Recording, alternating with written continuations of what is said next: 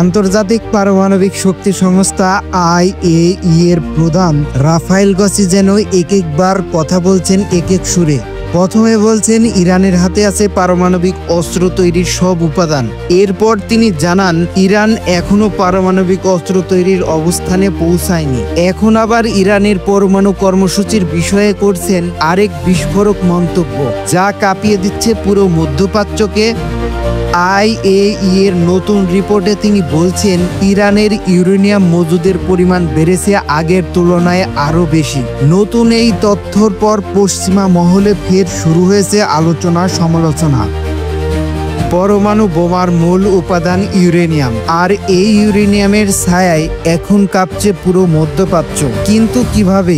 আন্তর্জাতিক পারমাণবিক শক্তি সংস্থার রিপোর্টে বলছে মে মাসের 17 তারিখ পর্যন্ত ইরান 408 কেজি ইউরেনিয়াম মজুত করেছে, অর্থাৎ 60% মাত্রা সমৃদ্ধ করে এ মাত্রার ইউরেনিয়াম প্রশ্ন তোলে, তাহলে কি ইরান এখন অস্ত্রগ্রেড ইউরেনিয়ামের দ্বার প্রান্তে? সম্প্রতি আন্তর্জাতিক সংবাদ সংস্থা এপির প্রতিবেদনে ফাঁস হয়েছে এমন সব হিসাব যা পরমাণু কূটনীতিকে নিয়ে যাচ্ছে এক নতুন দিশায়। IAEA এর সর্বশেষ রিপোর্টে বলা হয়েছে ইরান এখন মজুদ রেখেছে 408.6 কেজি, অর্থাৎ 60% মাত্রায় সমৃদ্ধ ইউরেনিয়াম। এই মাত্রা যদি মাত্র 30% বাড়ে তবে তা হবে 90%, অর্থাৎ অস্ত্রগ্রেড ইউরেনিয়াম।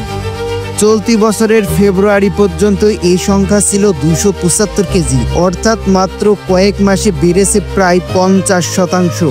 এ বৃদ্ধি নিছক কোনো সাধারণ সংখ্যা নয়, বরং এটি একটি কথা বলে, তা হলো ইরান ক্রমশ প্রস্তুত হচ্ছে। কিন্তু এ বিষয়ে কি বলছে তেহরান?